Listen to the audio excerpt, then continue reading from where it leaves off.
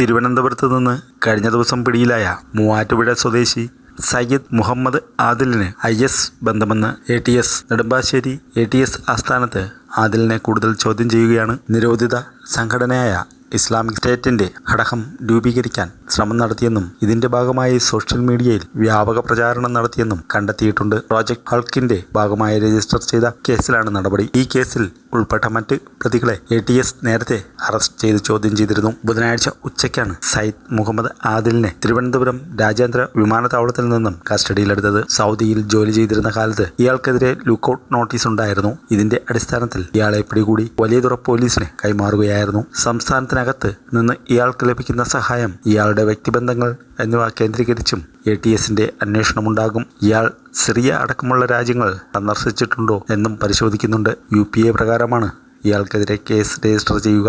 വിശദമായി ചോദ്യം ചെയ്തതിനു ശേഷം യുവാവിനെ കോടതിയിൽ ഹാജരാക്കും എന്നാണ് ലഭിക്കുന്ന വിവരം.